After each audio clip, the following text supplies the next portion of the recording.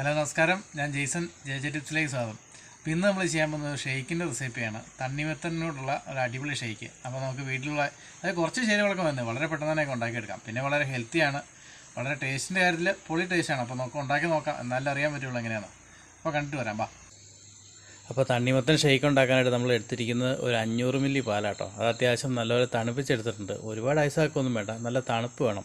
അപ്പോൾ ഇതിപ്പോൾ കുറച്ച് കട്ടിയായിട്ടുണ്ട്.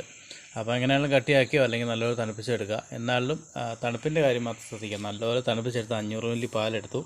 പിന്നെ നമ്മൾ അതിൻ്റെ അടുത്തേക്ക് ചേർക്കുന്നത് നമ്മളിതിൻ്റെ പ്രധാന വിഭവമായ തണ്ണിമത്തനാണ്. അത് അത്യാവശ്യം ഒരു വലിയ പീസ് നമ്മളതിൻ്റെ അത് ചേർത്ത് കൊടുക്കുക. ചെറിയ പീസാക്കി ചേർത്ത് കൊടുക്കുകയാണ്. നിലവിൽ ഇതൊരു മിക്സിയുടെ ജാറിലേക്ക് ചേർത്ത് കൊടുത്താൽ മതി.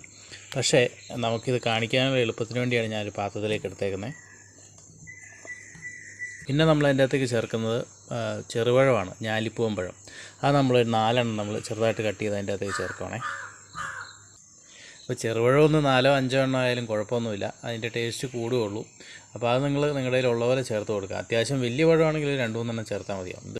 പിന്നെ നമ്മൾ അതിൻ്റെ അകത്ത് ചേർക്കുന്ന പഞ്ചസാരയാണ്. പഞ്ചസാര നമ്മളൊരു 4 മുതൽ 5 ടേബിൾ സ്പൂൺ പഞ്ചസാര, ടീസ്പൂൺ അല്ല ടേബിൾ സ്പൂൺ പഞ്ചസാര നമ്മൾ അതിൻ്റെ അകത്ത് ചേർത്ത് കൊടുക്കണേ.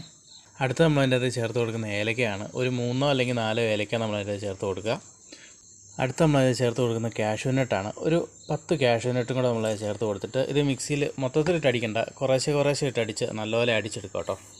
ഇത് നല്ലപോലെ അടിച്ചെടുത്തുകൊണ്ട് വന്നിട്ടുണ്ട്. അപ്പോൾ ഇത്രയും കേസേ ഉള്ളൂ. നമ്മുടെ തണ്ണിമത്തൻ ഷേക്കിൻ്റെ പണി ഏകദേശം കഴിഞ്ഞു. ഇനി നമുക്കിത് ഗ്ലാസ്സിലേക്ക് മാറ്റിയിടുന്ന് ഡെക്കറേറ്റ് ചെയ്യാം.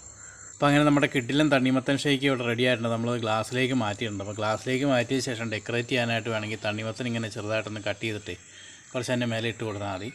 അപ്പോൾ ഒന്നുകൂടെ സൂപ്പറായിരിക്കും. കണ്ടോ, അടിപൊളി സാധനം.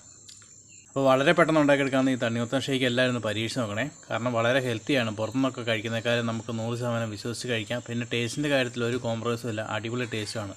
അപ്പോൾ വീഡിയോ ഇഷ്ടപ്പെട്ട് കഴിഞ്ഞാൽ നമുക്ക് ലൈക്ക് തരാനും അതുപോലെ നമ്മുടെ ചാനൽ സബ്സ്ക്രൈബ് ചെയ്യാത്തത് സബ്സ്ക്രൈബ് ചെയ്യാനും മറക്കല്ലേ. താങ്ക്